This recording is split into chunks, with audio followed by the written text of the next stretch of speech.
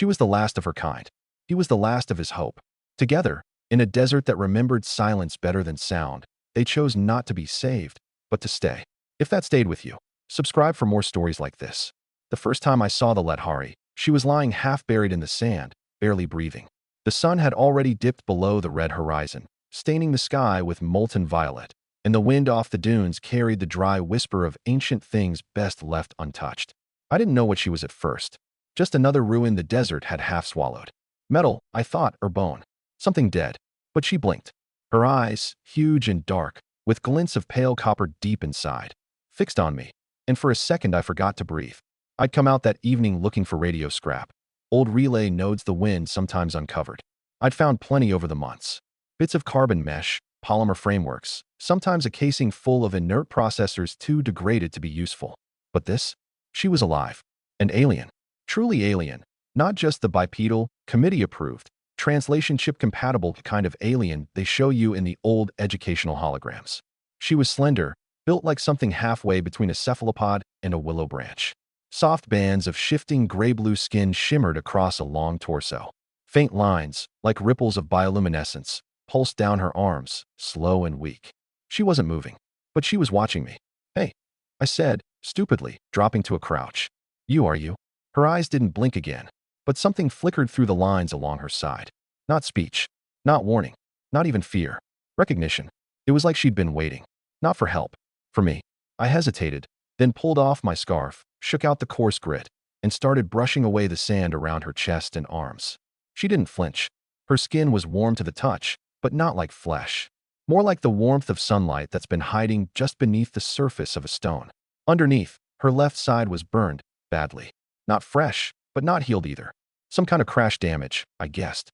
Probably weeks old. "Hold on," I said gently. "I've got a card." She still didn't speak. I carried her out of the dunes wrapped in 3 layers of tarp and a blanket meant for emergency frostbite. The sun had gone fully down by then, and the stars were coming alive, sharp and cold above us. At my outpost, a patchwork dome of salvaged alloys, insulation foam, and bitter stubbornness, I laid her out on the cot and turned on the low heat lamps. Then I waited. I didn't know what else to do. I watched her breathe. It was strangely rhythmic, not just in and out, but like music built into the act of survival. Her rib cage expanded and contracted in waves, and each movement echoed in the faint, glowing filaments that traced down her limbs. I didn't sleep. By morning, she was awake. I found her sitting up slowly, blinking toward the filtered light that leaked in through the dome's sand-scratched viewport. She looked peaceful, not grateful, not confused. Peaceful. She turned toward me with a kind of careful grace, and then, at last, she spoke. Not with words, not in any language I knew, but in my mind, like a thought whispered into still water. "You are warm, not like the sun, like silence, like breath." I froze. She cocked her head, her luminous tendrils shifting slowly with the motion. "Your shape is strange, but not hostile. You smell of metal, but your voice is not cold." I swallowed. "You're speaking inside my head."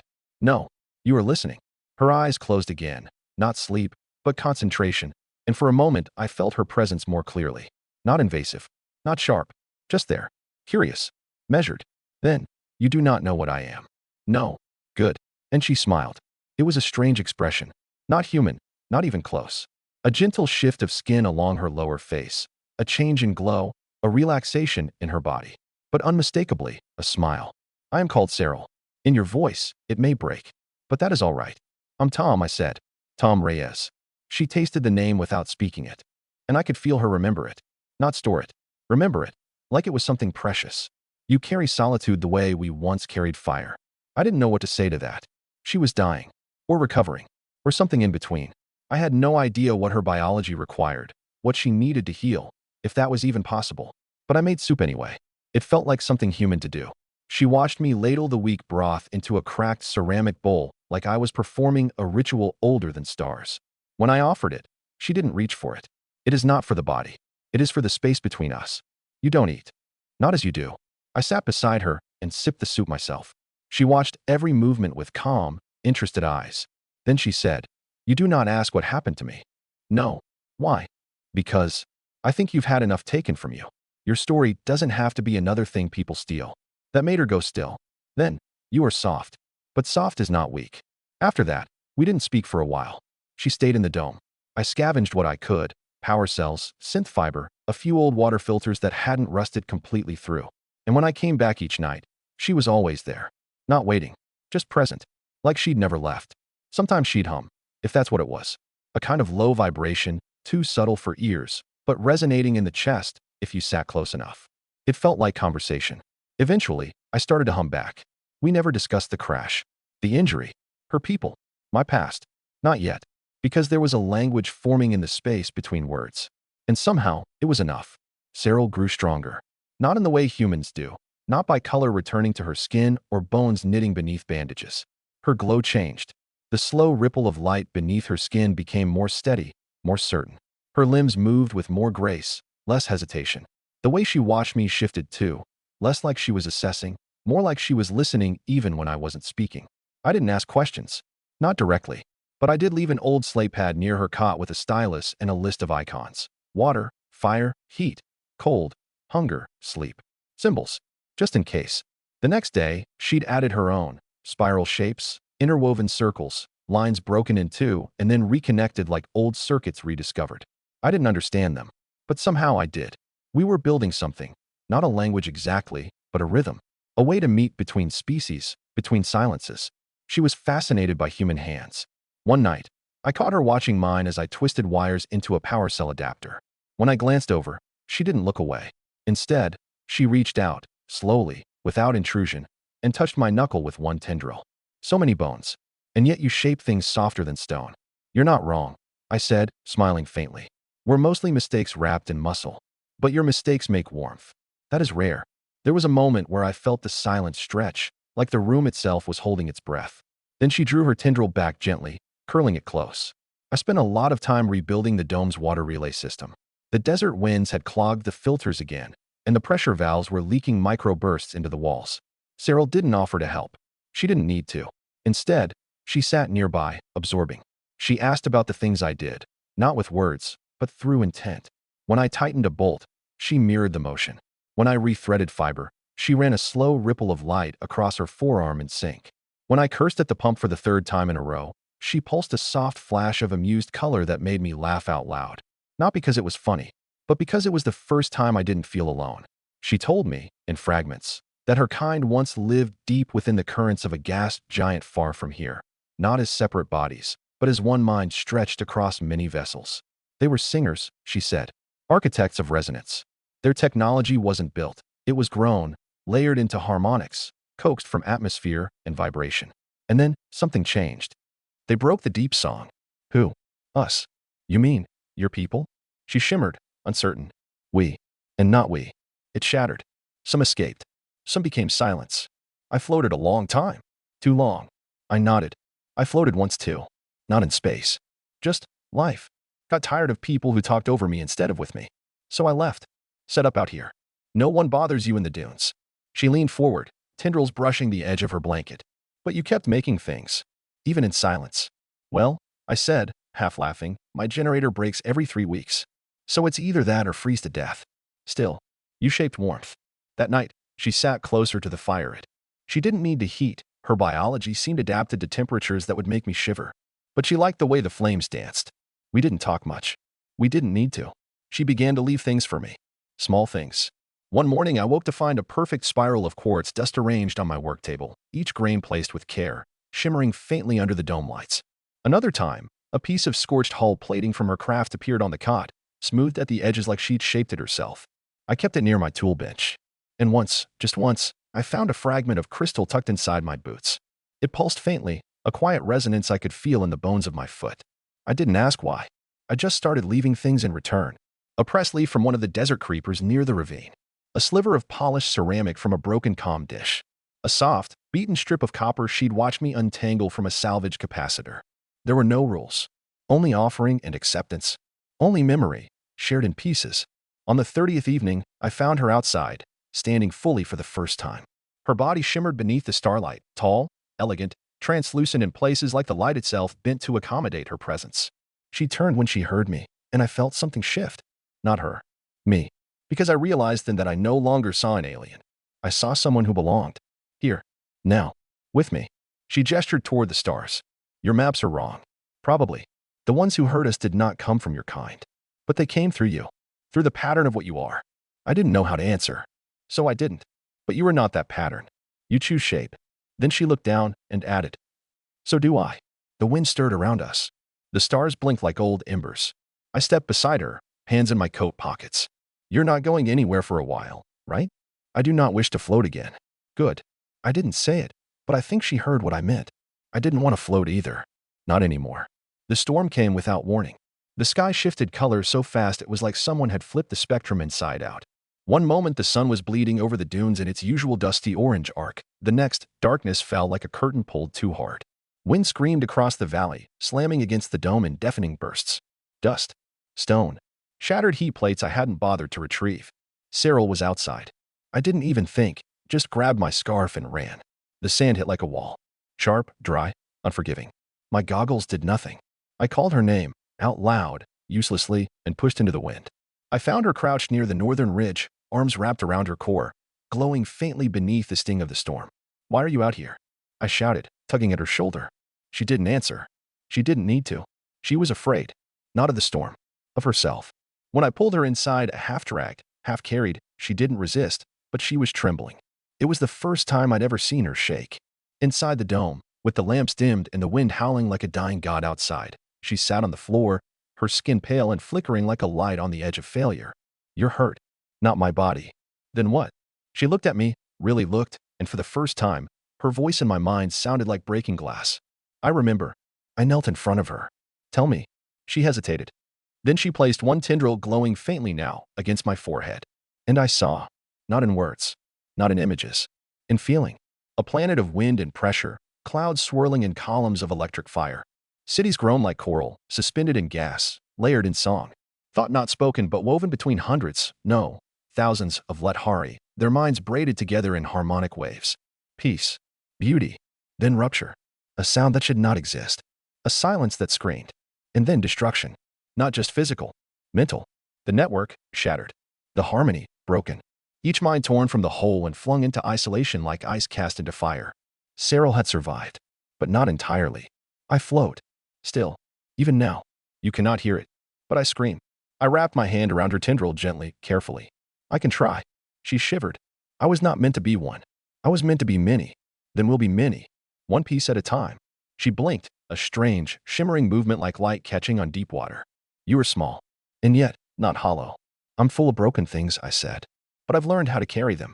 That made her emit a low tone, not quite laughter, not quite grief.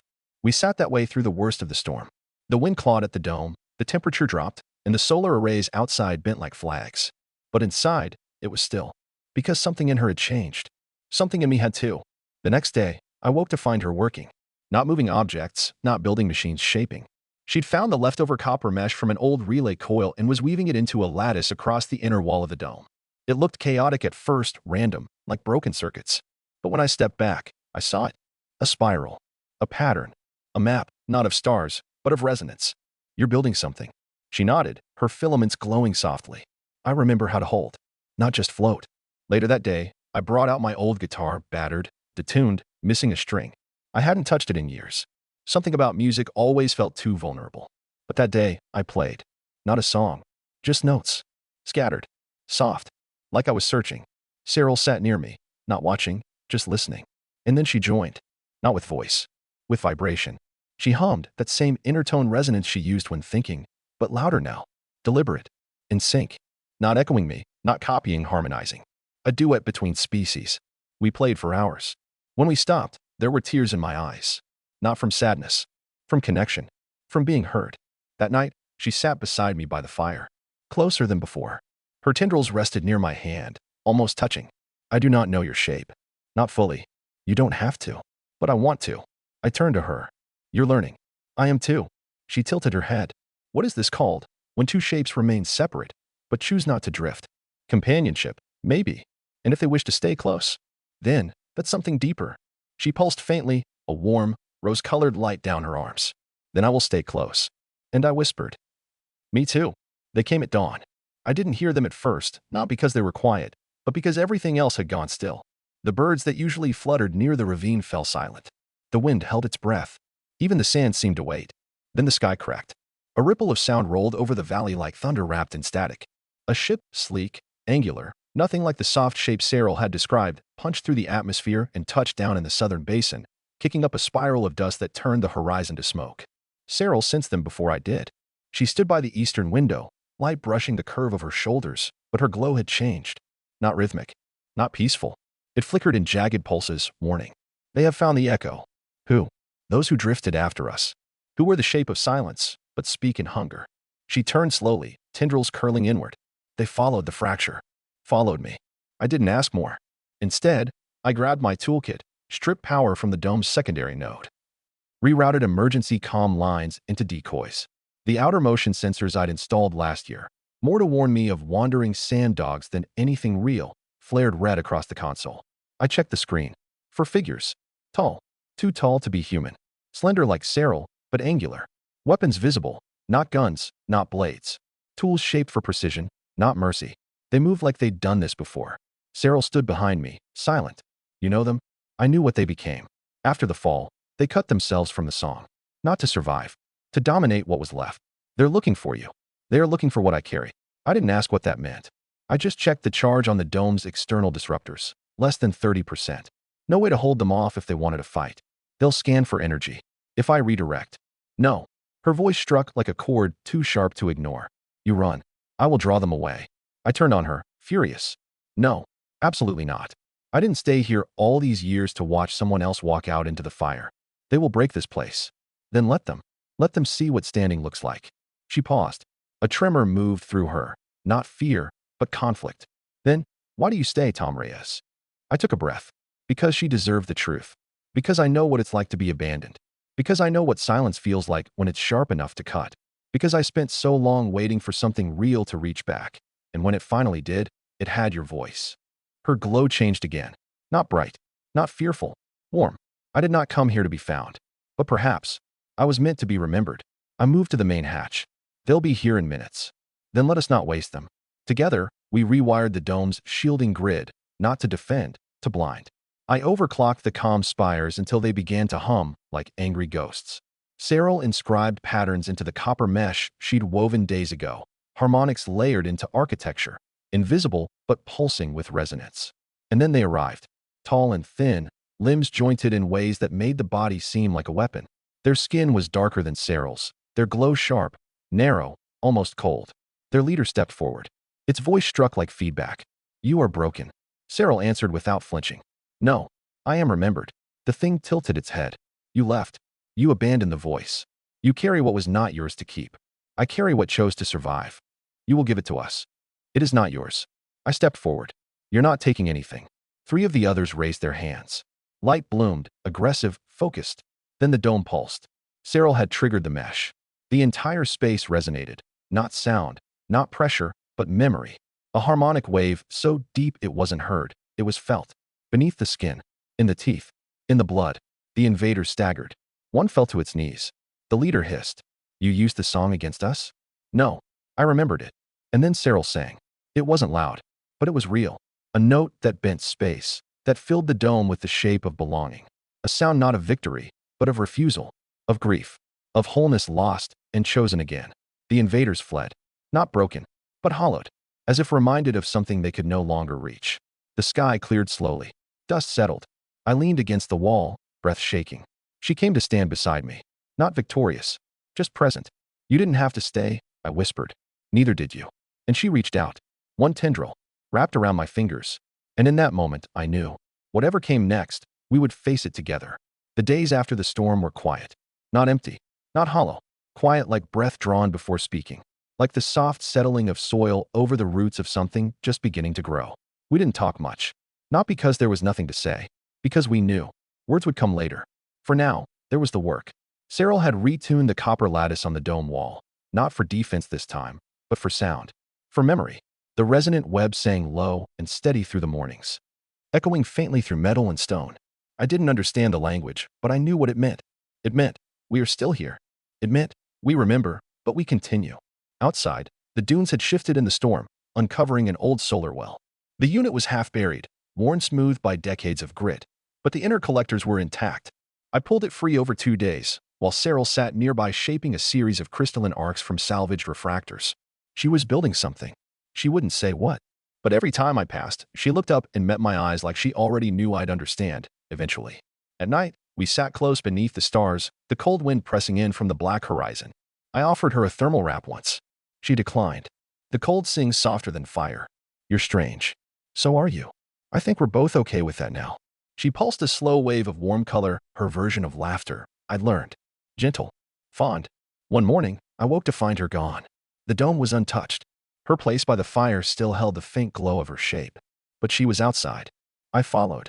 She was at the ridge, the same ridge where I'd found her all those months ago. But this time, she was standing fully. Strong. Steady. She turned when I approached. I used to think this world was empty. It's a desert, I said. Most people would agree. It is not empty. She gestured toward the horizon. It is waiting. I stepped beside her. She looked at me. Do you still carry solitude like fire? Maybe. But it's warmer now. She tilted her head, a question in the shape of a gesture. Because you're here. She pulsed again. Not bright. Not dramatic. Just real. We walked together that day. Not far. Just enough. She showed me a crevice near the ravine where crystal had begun to grow, not from the ground, but from the air itself, shaped by sound. She hummed near it. The crystal shimmered, expanded. Resonance architecture, she called it. Her people had built entire structures this way, once. Now she shaped a single arch. Just one. But she shaped it here on this world, in this valley, with hands that had once only known how to float and drift. She was choosing to build again. That night, I brought her a box. Inside, wires, resin, broken circuits, a shard of mirror from my first comm unit, a snapped compass needle. Useless parts. But they had meaning. Can you shape with these? She looked at me. Only if you shape with me. So we did. We built a small spire beside the dome, a strange, twisting structure that hummed when the wind passed through it. At night, it sang back the stars. Not loudly. Just enough. Every piece we added had a story. A reason. A moment. It became more than signal, more than beacon. It became home. Eventually, we moved her cot beside mine. We didn't speak about it. It just happened. Like sunrise. Like thaw. And when I reached for her hand, not in fear, not in urgency, but in quiet, she wrapped her tendrils around my fingers like it was the most natural thing in the world. Because by then, it was. One night, I asked her, would you go back? If you could. She was quiet a long time. Then, I am no longer the voice I was. And me. You were still the warmth you were. But now you are shaped. Not hollow. We sat in silence after that. Not because it hurt. Because it didn't need to be said again. The past had passed. But the echo remained. And together, we were learning how to turn it into something new. The wind changed. Not like a storm. Not like danger. Like a deep breath drawn by the world itself, exhaled gently across the valley. Something was shifting. I felt it before I saw it. The night sky had grown clearer. The stars above no longer flickered, they pulsed. Steady. In time with something Cyril had been humming in her sleep. She didn't dream like humans do. But she remembered while resting. Sometimes I could feel it, memories drifting through the room like echoes of light on water. The vastness she once carried. The silence she had survived. The song that had shattered and the one she had begun to rebuild here, with me.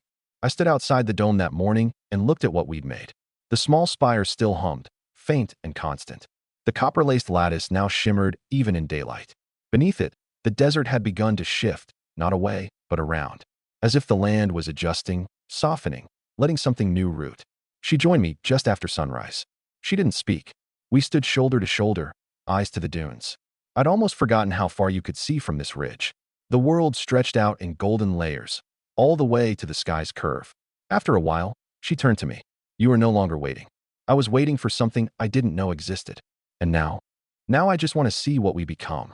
Her hand found mine. No ceremony, no fear, just contact, real and whole. I never thought I would choose to remain. And now you're choosing?